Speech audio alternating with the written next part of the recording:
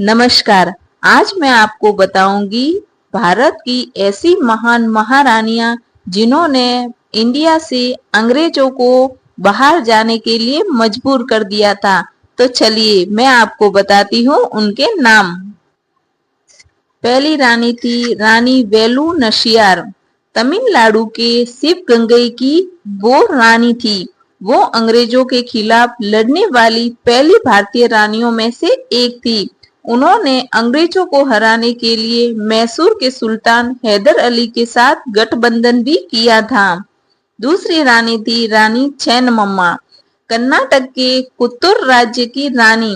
अंग्रेजों द्वारा उनके राज्य पर कब्जा करने के प्रयास के खिलाफ उन्होंने सन 1857 में खुला सशस्त्र विद्रोह किया था और ब्रिटिश सेना को करारी हार दी थी।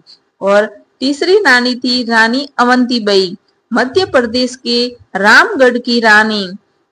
सन 1857 की क्रांति में उन्होंने अपने राज्य की स्वतंत्रता की रक्षा के लिए ब्रिटिश सेना के खिलाफ खुद तलवार उठाई और मंडला के खिलाफ अंग्रेजों को हराया था।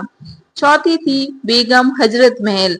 अवध के नवाब की पत्नी थी वो। सन 1857 के विद्रोह के दौरान उन्होंने लखनऊ की जंग में अंग्रेजों को करारा हराया था और अपने नाबालिग बेटे को गद्दी पर बिठाकर अंग्रेजों को साथ जमकर लड़ाई की और समानांतर सरकार भी चलाई थी। और पांचवी और जो सबके लिए बहुत ही खास है, महारानी लक्ष्मीबाई, जिसको हम हमारे भारत का बच्चा बच्चा जानता है।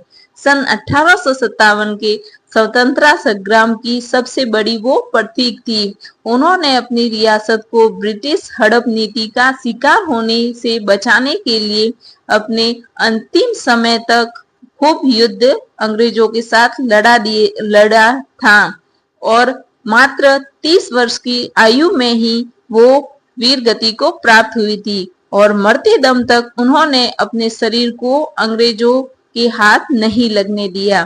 तो ये थी हमारी महान रानियां।